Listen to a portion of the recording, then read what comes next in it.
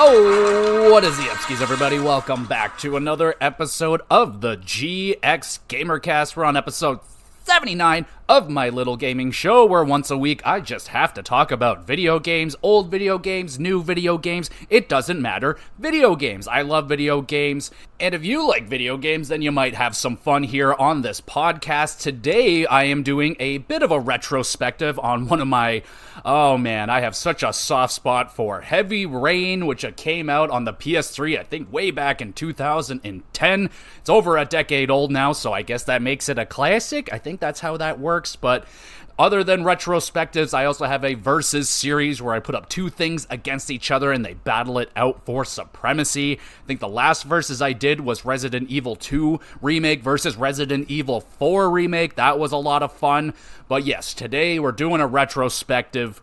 But before we dive into the retrospective, let's talk about what I've been up to over the last week or so, and I always encourage you, the listener, the viewer, what have you been up to over the last week or so? What games are you diving into right now? What movies have you been checking out? Old and new, it doesn't matter. And of course, what TV shows are you diving into?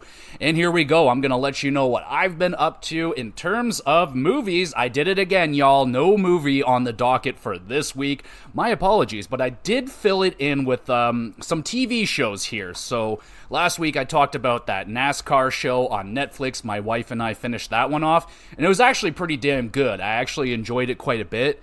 It's shorter. I think it was only 5 episodes, which is a lot shorter than some of the other shows of that variety, the golf one and whatever. But yeah, I kind of actually liked the drivers in this one, especially that Bubba dude. Oh man, that guy's a winner. I really like his personality. He seems like a lot of fun.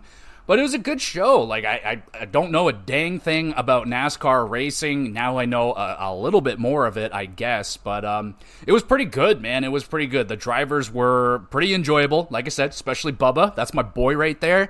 And yeah, I think I would be down to continue onward with this show. So yeah, I would recommend it. Check out some NASCAR on Netflix. If you like the F1 series, then you'll probably dig the NASCAR one. It's pretty damn similar, but I prefer the F1. That's my favorite out of all of them.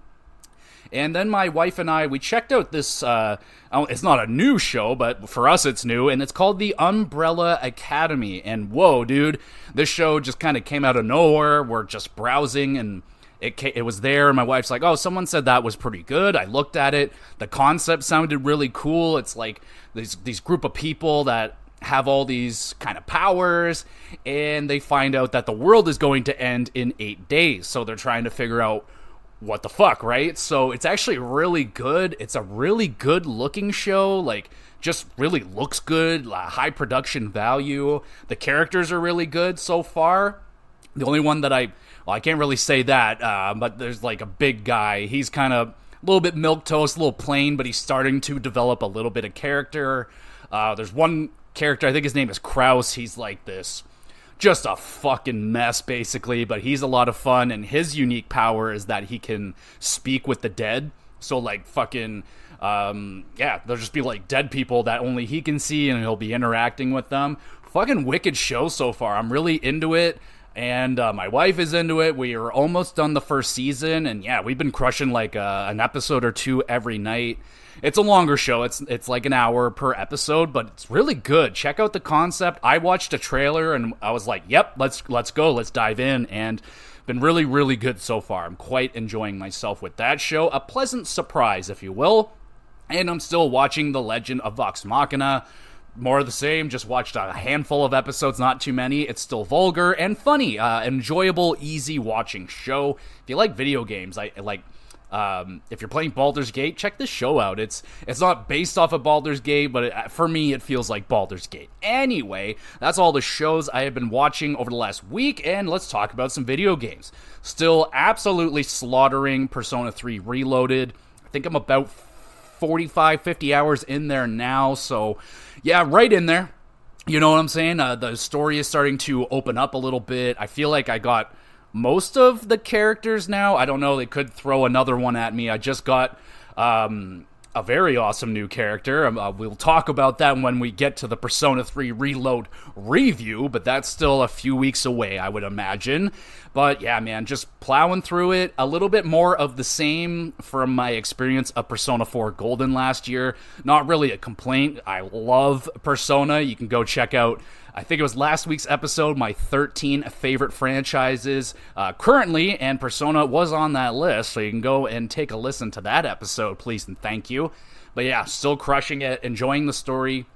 I would say so far, out of the 3 Persona games that I've played, 3, 4, and 5, this one so far is maybe my least favorite, I think. I'm not really, like, I like the characters, but I'm not, like, as engaged with them as I would be in the other games. Now, there's a reason why for that, and I will get into that when we get to that review, but still really enjoying myself with Persona 3. I started up a mystery game. I'm not going to go into too much detail about it, but it's a Nintendo game, and I just started playing it, and it's part of my Retro Backlog series. It's an old game that I never played before, and I'm going through it, doing my new due diligence and playing through it, and it will be a very fun review, maybe perhaps a little bit of a different flavor, if you will, but I'm going to try my best to just kind of keep it a mystery for now, but in a few weeks, we will be having a mystery Nintendo retrospective backlog episode, and that should be a lot of fun. I'm playing through that game right now, and I'm having a time with it. That's all I'll say. My wife and I played a little bit more of Lego Star Wars. I think now we're on episode 9, so we got through episode 7 and 8, because we've already done episodes 1 through 6. And it's very standard. It's just a Star Wars fucking Lego game, like going through it, shooting dudes, and yeah, it's fine. It's nothing crazy. It's not blowing me away, but it's just some dumb fun to have, especially, you know, a game that I can play with my wife, or you could play with a young sibling or a little child or whatever. And yeah, it's not too crazy for them. My wife can get into those games really easily. And yeah, so that is all I've been up to. Oh, wait. One more thing, I did pick up a video game this week, and that video game is Kingdom Come Deliverance. It was like $8 on PSN, and it's also like the game of the year, like ultimate whatever the fuck's got all the bells and whistles. And it was a game that was recommended to me by the homie Jesse a long time ago. I remember him telling me about it, and I feel like a couple of months ago I watched a video on YouTube of a person just going through their love of this game and why it's so good, and I was like, I know it's a game that has flaws, but like there's mechanics in that game just seem really cool. And yeah, for $8 I was willing to throw down $8 to give it a shot. I don't know when I'm going to get into that game. It looks like it's another game that is a lot of hours to get through, and yeah, a lot of time commitment, which, well, I'm already playing Persona. I don't really want to have another game of that caliber on the docket for right now, but at some point. But if you have played Kingdom Come Deliverance, what'd you think about it? And yeah, so there you go, everybody. That is all I've been up to over the last week or so. Let me know what you've been up to, and let's get into it, baby. It's Jason time. It's Heavy Rain. Let's talk about it.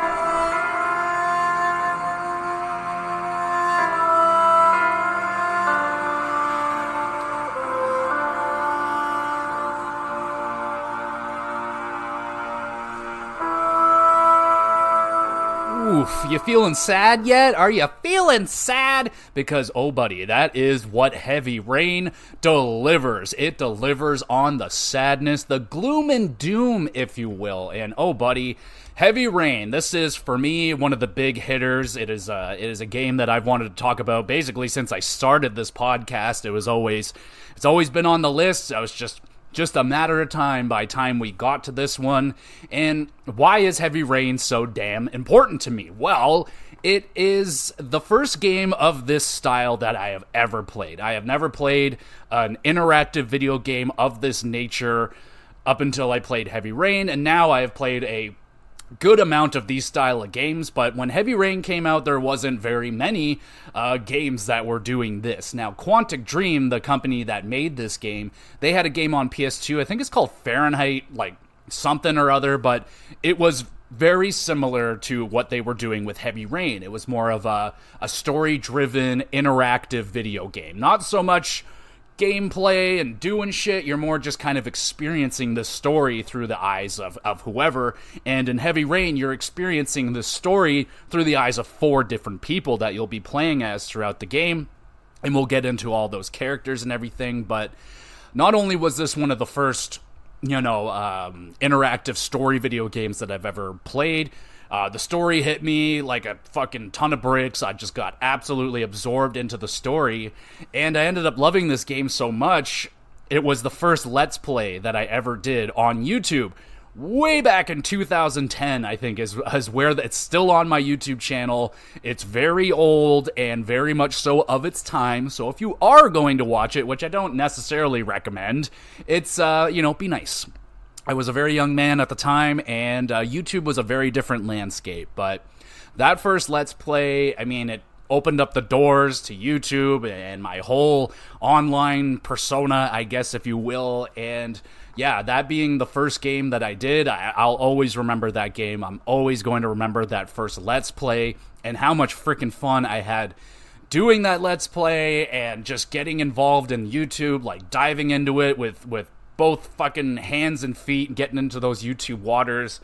And by far, it was my most successful Let's Play, probably the only real successful Let's Play I've ever had on YouTube. I had one episode in particular was over 100,000 views. Now that is strictly because I put sex tape in the title of the episode, you sickos. And the other one that got good amount of views had boobies in the title. So yeah, like I said, YouTube was a different time back in 2010, but yeah, man, Heavy Rain, when I got to the end of that game, during that Let's Play, like, oh my god, when I got to that final credits, man, I bawled my eyes out like a baby. And it wasn't necessarily that the story was, like, devastating to me or anything. I just got so connected to the characters and the people that I met on YouTube, and just loving people enjoying what I put out there, and they found it entertaining, and some people didn't, and it was just a very special game for me. And I also loved it. I fucking loved Heavy Rain. I know it's kind of a love-hate game. I think more on the like side, but there's definitely people out there that don't like Heavy Rain, and I completely understand with that. The game didn't necessarily age the greatest, and we'll talk about all that. But another reason why I look so fondly on Heavy Rain is it was also during a very great time in my life where I had an after-school job and I had no bills to pay, and all my money went straight to freaking video games, man. It was probably the only time in my life where I was consistently buying brand new video games. Like, if something new came out and I was into it, I would just go and buy it because I could, and I didn't feel bad about it like I would now. Like, if I went out and bought a new video game today, dropped 110 freaking dollars Canadian, because that's how much video games are here in Canada, way more expensive than you think, I feel bad every time I drop that much money on a brand new video game. Like, it's gotta hit so many fucking criterias for me to drop that much money on a video game. But back then, man, like I said, had all this free money and I could do whatever I want with it. And I remember Heavy Rain coming out and it just grabbed me. I was like, fuck, this game looks so cool. Like I said, it was nothing unlike anything I've ever experienced before. And just one other memory I have to shout out before we get into the retrospective fully is video games awesome. So, like I said, I have a Let's Play of it, but if you want to watch one that's still good to watch today and still probably my favorite Let's Play ever on YouTube, video games awesome, Heavy Rain Let's Play, it is 10 out of 10. It is one of the funniest all the way through Let's Plays, from episode 1 till the end. It's 3 friends playing it together, and it's amazing. Absolutely amazing. And yeah, so if just watch it, trust me. If you don't fall in love with it, and like after the first episode, the jokes that they're making, it is so fucking good. Alright, so let's talk about this game. Let's start with the graphics, because that's kind of what they were pushing with this game at the time. And I remember that teaser trailer, or I don't even know if it was necessarily had any real connection to Heavy Rain, but they dropped this like kind of tech demo thing with a lady getting interviewed, and it was like, it was so detailed, like it was super beautiful looking. The character looked so realistic, and her emotions that were being displayed in that trailer, demo, whatever the fuck it was insane. Absolutely insane. And Quantum Dream was like, yo, we're making a game that's gonna have people that look like this in it. And yes, so at the time when Heavy Rain came out, it was a very impressive graphical game. For the most part. Now, there are some inconsistencies in Heavy Rain that I remember, particularly some very strange facial animations, weird mouth movements at time, especially with the kid characters. I remember there just being a lot of weird mouth movement. There's one that flashes in my mind, particularly that always makes me giggle whenever I see it, and it's Scott Shelby. He's the detective. We'll talk about the characters in more detail, but he's just like, I have something to say, and his mouth is just so fucked up. It makes no sense, but yeah, I mean, if you're playing it today, there's going to be some, you're going to be like, all right, this didn't age the best, because they were going for hyper-realism at the time, and those games just don't age the best. Within 5 years, they're generally like, oh, okay, there's a new hyper-realism game that looks way better. But yeah, I mean, Heavy Rain at the time, it was very, very nice-looking game. I mean, the rain effects, obviously. The game is called Heavy Rain. There's I don't even know where they are. They're probably in Seattle or somewhere where it rains a lot, something like that. But yeah, they got the rain effects and just the intro of this game. Like, I think it takes place after the whole mall sequence with the Jason and all that. But there's like where they're showing all the cast and characters and shit like that, and they're just going through the town, and there's like just people standing, and they're just standing there. But it was very beautiful intro of that game. I was like, damn. And does it ever bring the dread in the way that this game looks? Super gray and overcast weather. Not at the beginning of the game though. That first section of the game where everything is beautiful, it's bright and colorful, it's sunny, beautiful day, nothing could go wrong. And oh buddy, are they ever setting you up for a completely different shift of that game? So I will admit, yes, the intro of this game is slow. You're literally just getting up and fucking getting dressed and brushing your hair and your teeth and fucking shit like that. Then you gotta play around the house a little bit. You can turn on the radio, you can turn off the radio, you can turn it back on again, you can step outside and step back on inside. So, I mean, honestly, I remember having a lot of fun with that intro section when I first played it, but on replays, yeah, you're like, ugh, okay, this is annoying, but that intro of the game, it's so colorful and bright and a completely different I don't know if we ever get that sort of color scheme again in Heavy Rain after that initial traumatic moment at the beginning of the game. Now, when it comes to spoilers with this one, I feel like I probably will be diving into some spoilers because it is a very heavily story-driven game. If I'm not going to be talking much about the story, then there's not going to be much of an episode, is there? So we'll see where it goes. I will warn you if there's going to be any major spoilers incoming, but we'll kind of just play it by ear.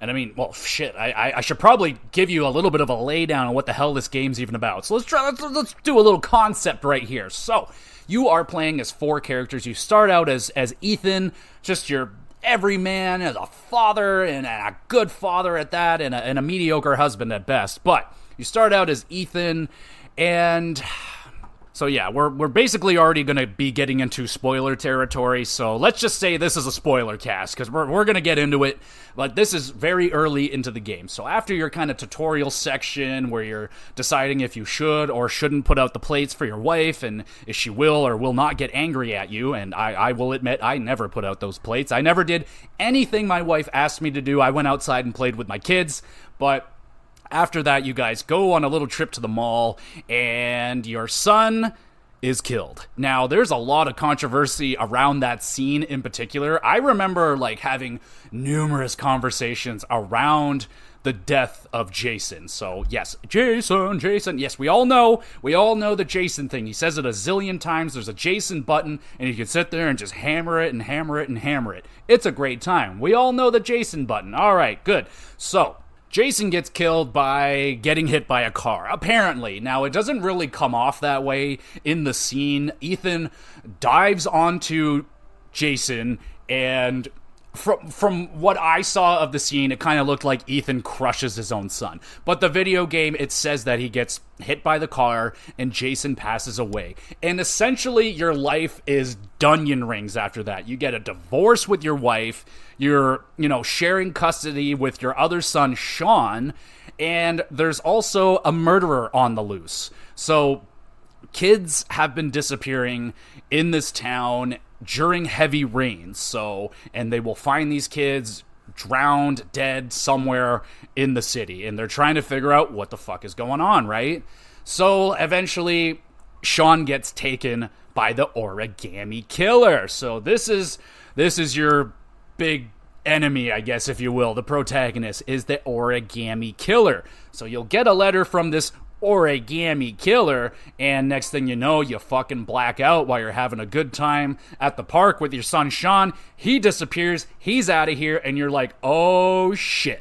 That's kind of the gist of the game. We gotta find Sean and figure out where the heck he is, who the origami killer is. So this is where the game starts to open up, and you are playing as multiple characters. So you are Ethan, he's kind of just the standard man, and he is going to be set on a challenge. So what the origami killer's kind of modus operandi, why he is doing this is he's trying to find a father that will do anything for his son. So that is the gist of why he is stealing these kids away and hoping that their parents will come and get them, basically. And Ethan is determined to go out and find Sean. Now, you're going to have to go through a series of trials. We'll get into the trials, but first, let's break down the other characters that you're going to be playing as. I don't necessarily remember what order they all come in to the game, but we'll just kind of go through them one by one. So we'll start with Madison. I mean, Madison, I like Madison Page a lot. I especially like her first scene that you get introduced to Madison. She's basically in a dream sequence, and she gets attacked by, she gets home invaded, and she's just kind of dealing with that. And that scene alone was fucking awesome. First time I dealt with that, I was like, holy shit, like, literally thought I got killed, and I, like, fucked up or whatever. And that's another thing about the gameplay. I'm going to be all over the map on this episode. My apologies, I'm just kind of going at it at the seat of my pants here, but you can die in this game. You can have one of those characters, you at some point, if you mess up your button presses. By the way, this is a what the hell do you call that? Those quick time events. So that's basically the bread and butter of what the gameplay is. You're just going to be hitting face buttons, you're going to be hitting triggers. It all depends on the difficulty. Like if you crank up the difficulty, I think you'll be using like more shoulder buttons and more of the analog stick stuff. And when you go into lower difficulty, it's more or less probably just going to be to your face buttons. Keep it pretty simple. There was at the time 6-axis, I think, and all that shit was going on. It didn't work very well, and it was really, really annoying. That's also one of the really good things about the video game's awesome.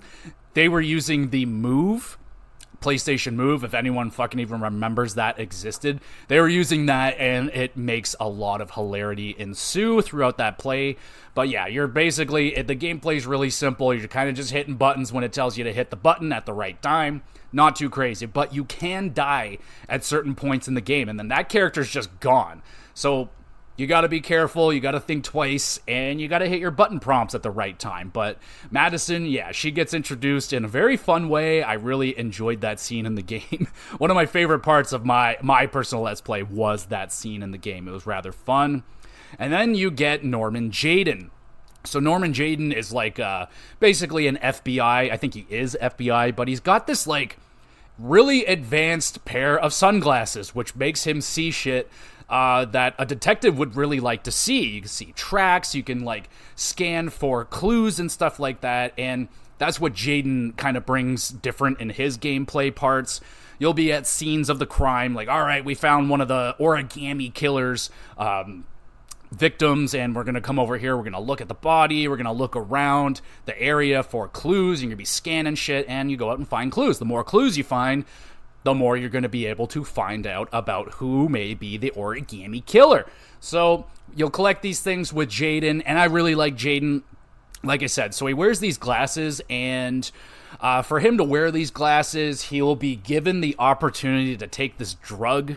it's a fake drug. It's not a real drug in our world, but in their world, it is a very dangerous drug, and that is kind of something you're going to be playing with. Like, it gives you the option, should I take the drug, should I not take the drug, and that will lead you down a certain path with Jaden. And yeah, Jaden, like, I have played through this game multiple times. I haven't seen every single ending, but I've seen, like, the major good ending, I've seen the worst ending, and probably an ending somewhere in the middle there. But Jaden, he's a good guy. I really, really like Jaden. He's probably my favorite character in this game. I really like we'll talk about all the voice acting and everything in a moment, but Jaden is the homie. He's just a really hard-working detective, and he just wants to catch the origami killer and save Sean. And then you get, what's his whole name? Scott Shelby. Scott Shelby, he is like a private detective. He's kind of just doing shit on his own. He's like, I'm going to try and figure this out. He's doing his own thing. He's following his own leads, kind of doing his own thing and figuring shit out on his own in a different way. And more of a, like, he's a private eye, right? So he doesn't have to follow the rules necessarily that Jaden would have to be, being in a big old organization or whatnot. So you're playing through these 4 characters, and they will at times interact with each other. You get a lot of Madison and Ethan interacting with each other, because Madison, I didn't mention it, but she is a reporter. She is a journalist. She is writing stories, and she wants to get very close to Ethan because Ethan, his son, disappeared, so he is currently suspect number 1 on who could be the origami killer, because the night that Sean disappeared, you blacked out and you can't recall anything that happened that night. So you look really, really, really, really bad right now playing as Ethan. So now back with Ethan, his main gameplay is dealing with the trials that the origami killer has set forth for him. So there's 4 trials that you're going to do, and they're pretty fucking legit. They're really cool, and we're gonna go into them. We're gonna talk about them all. Let's just get in there and do this.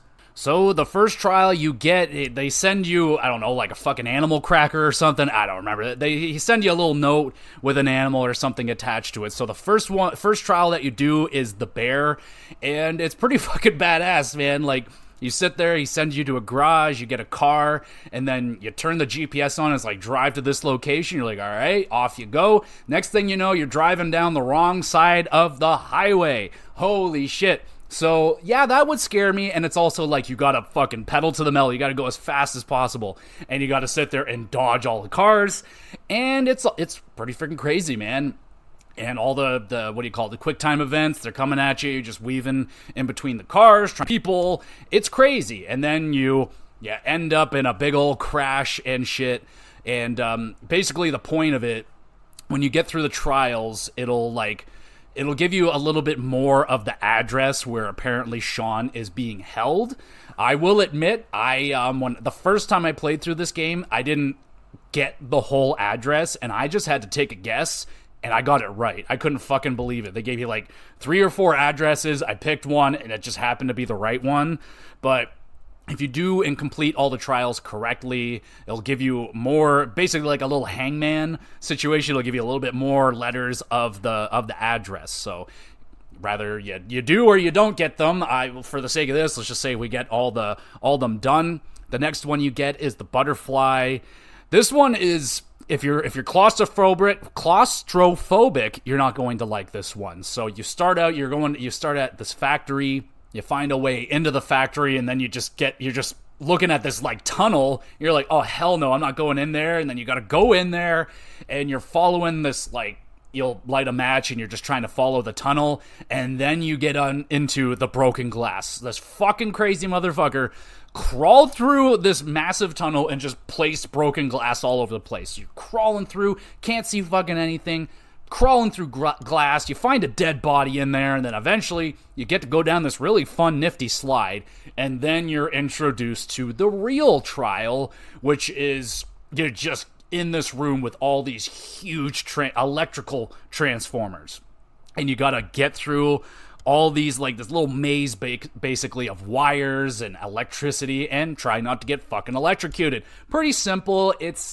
it's not like a hard trial or anything. Like, the major hard part of it is like, oh, you gotta press 3 or 4 buttons at the same time. Ooh. So yeah, you get through that. It's pretty easy peasy.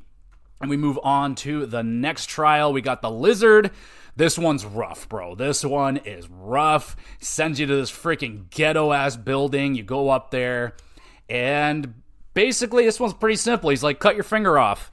I don't care how you do it, just cut your finger off. And it's like, oh, shit. And then you're just in a fucking, just chaotic, you got like 5 minutes or something, and you're just going around this apartment trying to find something to cut your finger off with, and they give you a good variety of things. There's like a knife, there's a fucking like piece of rebarb which you gotta like burn, and like there's some really fucked up ways to cut your finger in this section, and I did the worst ones. I did like the burning it off or whatever the hell you have to do. You can do it really nice and easy, get a nice cleaver, and bam, Bob's your uncle, no more fingy, and off you go.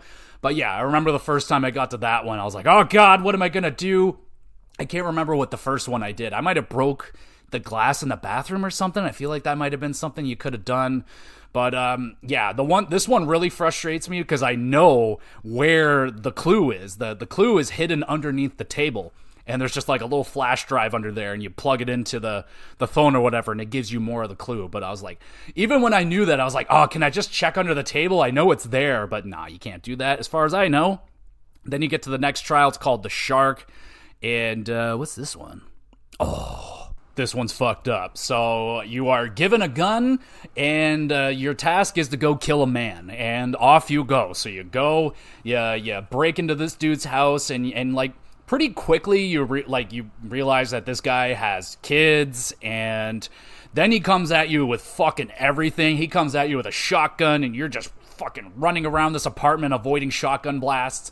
And then you get the opportunity to kill him, and you know what? Honestly, that dude tried to kill me. I never once felt bad, really, for killing this man. He didn't seem like a good father, though he was a father, and that sucks. You didn't, like, it puts you in a rough fucking spot. It's a tough trial to get through, but again, that one was really cool.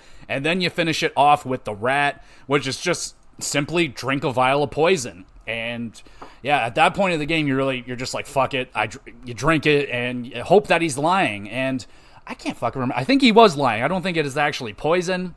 But the idea is that you drink this poison, you get the address, and it's supposed to give you just enough time to get there, say goodbye to Sean, and save him. And then you die. So those are the trials. They're all really, really cool. And yeah, they definitely do borrow a little bit from the Saw movies there, like cutting off your own finger and shit. I could definitely see some similarities with that, but I've only seen one Saw movie out of the fucking 10 that there are now, so I don't know a whole lot about Saw.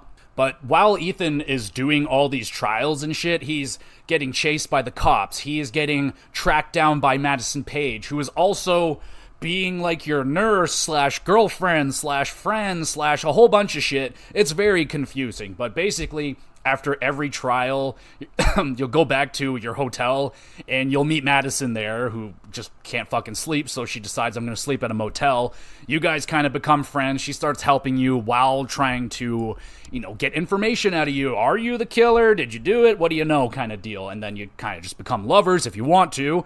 And fuck, I'll just throw that in here right now. That sex scene, or whatever the fuck they want to call that was one of the most awkward things I have ever had to go through. Thank God no one walked in the room when I was going through those sex scenes. It's terrible. It is so fucking bad. Even for back then, it was pretty awkward, but like sex in video games was still kind of new at the time.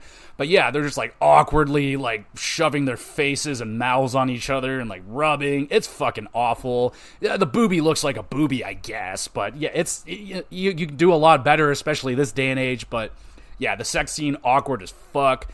The Madison stuff, she's got some pretty fucking good moments in the game as well. My favorite, I think it's got to be the dance club. You go to the club and you got to get all dolled up, you go to the bathroom, you're putting on this makeup, you're showing off some cleavage and shit, and you're trying to get close to this guy called Paco. Eventually, once you do the things correctly, you get close to Paco, and some pretty fucking awesome shit goes down with Paco. You grab his nuts, and you make him squeal like a little girl. It's pretty damn entertaining right there. So Madison, she's got some good moments. Also, when she gets I hated that scene when it goes down, but she goes to talk to this like doctor or something, and he's like, oh, come into my house, and she's like, absolutely. He's like, drink this drink, and she's like, all right. And the next thing you know, you're fucking tied up in the basement, about to get your fucking heart ripped out of your chest while you're still alive. But that scene of the game is also very, very cool. I enjoyed that quite a lot as well.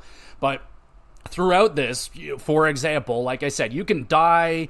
Things can go wrong in this game if you don't do it right. So there's potential here for Ethan to get caught by the police. He'll go to jail, and he'll just be done for the rest of the game. That's it, folks. He is done, and yeah, you could just basically experience the bad ending at that point. And like I said, I've experienced most of the endings, but yeah, so that can go down. You're avoiding the cops, you're running away with Madison, she's trying to help you and herself at the same time, and then you get to, let's go to Jaden. So Jaden, he's got some good stuff. He's a little bit more of the boring side, because that's with Jaden. Once you're done doing, like, you go out on the field, you find your clues, and then you gotta go back to the office, and then you're looking through all the clues, and you're, like, trying to piece it all together. You're going through footage and, like, rewinding, and it's like, oh, what's that thing back there? And then you figure out that kind of shit. It's okay. It's not bad. It's semi-interesting, like, the first time you go through it when you don't really know anything. When you play it multiple times, you're like, all right, I know, fucking, I gotta look at this, gotta rewind to this point, and go through that, da-da-da-da-da, and off you go. But I like Jaden. He's kind of got this, like, rivalry with this other douchebag cop that he's got to work with. I don't remember his name, but he is just out of control. This fucking guy is so crazy. There's one scene, they're just, like, chilling in a fucking room, and they're just like going over some shit, and this guy just like gets up, he's like, you fucking asshole. It's just like so over the top out of nowhere. It kills me every time that scene goes down. But I like their little fucking rivalry, love-hate relationship that's going on throughout the game. It's pretty good. But Jaden's got some good moments throughout the game as well. I mean, there's the final kind of fight scene on top of the big structure. Now, I think that's going to be like the only spoiler I don't think I want to talk about, is who is the origami killer, just in case someone still wants to experience that. But yeah, the final fight with Jaden, that was really cool, and also extremely sad when I had to go through it for my bad ending and I had to just let him die up there. That wasn't very awesome. But that's a good fight up there. And, of course, fucking Mad Jack, dog. Oh, my God. So you end up going to this, like, scrapyard, and you're looking for this fucking Mad Jack guy because he knows some shit. But his name is Mad Jack. So he's a character, and you end up getting in a big old fight with that dude. And it's a good fight. I like the way that Mad Jack ends up going down. It's kind of a karma situation, but that was some good shit. The fight scenes in the game are really good. Like, there's a lot of fight scenes, man. There's a lot of good fight scenes in the game. Now, like, the gameplay is the gameplay. Like, you're just pressing the face buttons or whatever the fuck. But, like, the moment, like, if they made Heavy Rain into a movie, I think it'd make a great movie. I'm surprised we haven't had a Heavy Rain movie, but it's pretty good. And then we get to Scott Shelby. So he's kind of doing a whole bunch of, like, private detective shit. He goes to the one, I really don't like the part where you go to the clockmaker and you're talking to this old clock guy. And at some point, like, out of nowhere, like, oh no, the old clock man's dead. What the fuck happened? And you got to get the hell out of there. But they're like, oh, you touched all this stuff, so you got to go around trying to remember what you touched, and you got to wipe it down. And oh my God, I remember getting so angry at that part because I thought I got everything, and then if you don't, it'll show you what you missed, and I missed the fucking doorknob. I was like, oh, God damn it. I was like, of course, I entered here. How did I forget the doorknob? So that pissed me off. And that whole section right there, that whole Manfred and the clock at the end of the game, that part right there, that's a big ol' like, wait, what the fuck? Like, there is some issues with the story in that area. If you played the game, you might know what I'm talking about, but, like, yeah, that was, like, when I got to the end of the game, like, that doesn't make any sense. Like, when and how did that happen? How did he die? Like, what the fuck? Anyway, that part was annoying. There's a part that still gets me to this day. You go to this girl's house, or this woman's house, and she's going through some bad times. You find her in a tub in a bad way, and she's got a newborn baby that's just fucking losing it, being neglected, and you gotta take care of the baby. And one part of the gameplay is that there'll be like a handful of like these sensitive moments where you gotta do things slowly. So you'll rather, move the analog stick in a circular motion really slowly or whatever. And there's a trophy for Heavy Rain in this moment where you got to do everything with the baby perfectly. And the one that always fucked me up is when you got to rock the baby to sleep, and you got to do it nice and gently. You got to do it like 3 or 4 fucking times, and I fuck it up every single freaking time. I should have the platinum in Heavy Rain, but that scene alone just kills me every fucking time. But yeah, Shelby, that part of the game, I don't really jive with those parts of the game too much. But Shelby does have one of the more badass, probably the most badass moment in the entire game. So the woman that you helped with the baby, her name is Lauren. She ends up coming with you. She hooks up with Shelby, not in a sexual way, though she seems to want that. Anyway, she helps him out, being his partner or whatever. She comes along with you. And then eventually you meet this like rich dude whose son is like a prime suspect to be the origami killer because he like apparently drowned some kid by accident and they covered it up. So he's a prime suspect. You go to check him out. But then his dad, like, they catch you or whatever. They put you in a car with Lauren. They knock you out, and then they put the fucking car in the lake. So you wake up, you're fucking underwater. She's knocked out cold. The water is starting to creep into the car. You're like, oh shit. And I will admit, not one single time have I ever saved Lauren out of that car. My anxiety spikes every single time. I'm like, oh God, I'm gonna drown. I don't want to fucking drown.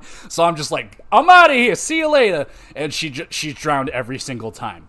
But regardless if you do save her or not, you will then go on a absolute rampage in this dude's house. You go back to that guy's house. He's in this big mansion, and you proceed to go and kill every bodyguard in that place. And there's got to be 40 of them. And you do not reload that gun one single time, which is amazingly impressive. But you go in there, you kill fucking everybody, you get into the dude's room, and then you get the option in a very awesome way to kill this guy or kill this guy, basically. It's one way or the other, that guy's going down.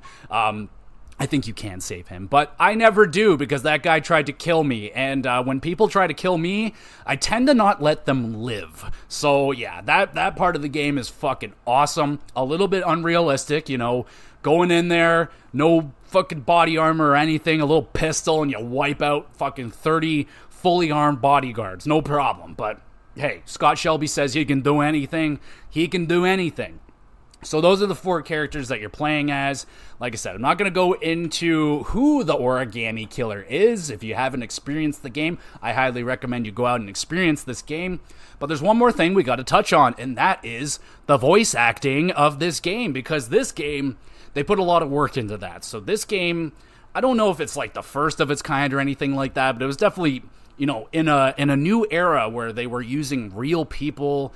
They had like the face scanning, which was pretty new at the time, and yes, it's not as impressive, obviously, as what we're doing now in video games, but I remember when I beat Heavy Rain or whatever, you get some, like, unlockable videos and shit, and it was like the casting videos for the people that are playing Scott Shelby, Ethan Mars, like the real actors, and they look just like them. Like, you look at the actor Scott Shelby, you're like, holy fuck, that's Scott Shelby. Oh my goodness, that's crazy, and that really blew my mind. So I think the voice acting, for the most part, is outstanding. I think your 4 main characters, like Madison, Jaden especially, is awesome. Ethan, Shelby, they're all great. I think the voice acting from all of them is spectacular. But there are complaints. So there's a couple of scenes in the game where they're like flashback scenes. And you're playing as kids. And I will admit, the kids, their voice acting is pretty shit, but they're kids, so I can't really go on them too much. And apparently, like, the kid, like, I think Quantic Dream is like a French, they're from France, maybe, I don't know, they're French, but apparently the kids that they hired or cast for this role, they're like French speaking kids, so they kind of had like that weird French accent going on, so that's why they kind of sound weird and kind of look weird and a whole bunch of shit. That's another section of the game. That flashback scene is sad as fuck. Like, that's where you get the whole, like, why the Oregon, like, why is he doing this? And you get to that exact moment of this is what traumatized this person into doing what they're doing. And it's really fucking cool. It's a really sad, touching scene. And it hit home with me because, like, you know, this person's father is like an alcoholic and just not a good man and shit like that. And it's like, that's a relatable thing for a lot of us out here. So like that scene hit home. The whole story of this game hit home. And I gotta shout out the music. I love the music in Heavy Rain. Like it nails, like, it's a very gloomy game. It's a very depressing game. It's not supposed to make you happy or anything, but they nail that with the sound as well. Like the dreary, like even when it's just like, there's a scene in the game very early when it's just you and Sean, and you're playing single dad. You know, oh, I got the kid tonight. I gotta feed it. I gotta take care of it and give it medicine and shit. But the music in there is just like, yes, it just absolutely captures what moment you're in. Like, you're in these rough times, man. Like, you're divorced. Your kid fucking hates you. He's miserable. Like, you feel fucking responsible for your son's death and like all this guilt, and like the music just brings out the dread, man. Oh buddy, does it ever bring out the dread. But when shit kicks in, like, oh my god, the violins are doing the you're like, oh, music and Heavy Rain is where it's at, y'all. I really dig the music and the atmosphere that they built with this game. I mean, I think they nailed exactly what they were looking for. If you're not depressed after playing Heavy Rain, then I don't know if there's something wrong with you, or you're like a god or something. I'm not really sure, but regardless, man, Heavy Rain is a freaking awesome video game. It's got excellent replayability. Like, I've gone through the game, I'm pretty sure it's 3 times, it might be 4, but to go through and experience the endings, they're very, very different. Like, I would have to at least recommend you check out oh man, all the endings are really good. I just checked out the one ending that I didn't get to experience, and holy fuck, do I ever want to go and experience that. So maybe there's going to be a playthrough of Heavy Rain for myself, even though I know, like, they re-released it on PS4 and the Metacritic for it went way down. So it's definitely a game of its era. It didn't necessarily age gracefully up until now. Like, it's been a long time since I played Heavy Rain, so I can't really necessarily say if the game still holds up today. But I think with that story, especially the story, for me, hook, line, and sinker, it absolutely got me. I had no idea that twist was coming, had no idea who the origami killer was. When they finally revealed it, I was like, what? That's insane. But my only problem is, like, the reveal was awesome, but, like, the explanation for some of the question marks throughout it were like, no, that doesn't make any sense. But the replayability on this game is fantastic. Like I said, I feel like I might be going through the game pretty soon to maybe finally save Lauren for once and see what she can do being alive, because there's actually a very good ending with that one. But if you have experienced the endings, what was your favorite ending? I might say that, like, the fucked up ending, like where everything goes wrong, it is, like, if you don't feel depressed after that one, then there's something wrong with you for sure, because it is bad, man. It is really bad, but it's worth going through and just seeing, like, you don't usually get that, right? Like, you don't get those games that are just, like, bad ending, like, oh, it's just everything's bad. Well, I guess you do get those. But anyway, I really enjoyed that one. I love the story of this game. I love Heavy Rain. And when it comes to Quantic Dream, for the most part, I'm a big fan of them. Now, Beyond Two Souls didn't hit for me. I tried it. I just didn't like it. But then Detroit Become Human, that might be my favorite Quantum Dream game. Like, I really, really enjoyed Detroit Become Human. Maybe there'll be an episode someday, did I already do one? I don't know. But there is a Let's Play on my YouTube channel of me playing through Detroit Become Human. You can go check that one out. It's a lot of fun. and it's more of a recent Let's Play. I think I did that last year. So if you're interested, you can go check that one out. And you can maybe even watch my old from 2010. Remind you of that. It's old. So it's not very good. Just not good at all. But yeah, if you want to check it out, go ahead. But yeah, dude, I would highly recommend you check out Heavy Rain. It's a freaking awesome game.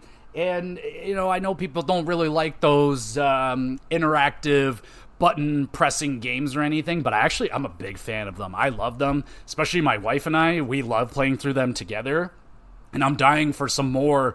What's the next Quantic Dream game? Like, I'm gonna be there, man. Like, I always do get excited for their games. I'm a fan of these style of games, and it's easy to get into the story because there's not too much gameplay like weighing my brain down. It's really easy to focus in on the story of Heavy Rain, which I think is an awesome story. If I explain too much of the story, my apologies, but I didn't give you who the origami killer is. So go out there and find the origami killer before Sean is killed, and then you can experience the Jason thing. So yeah, if you haven't played Heavy Rain before, go out and play it. You can get it dirt cheap, super cheap, and it's absolutely worth it. It's not that long, and yeah, it's a good game. So there you go, everybody. Not the longest episode this week. Kind of had to throw it together a little bit at the last second, but there you go. There's another episode of the GX GamerCast down and done.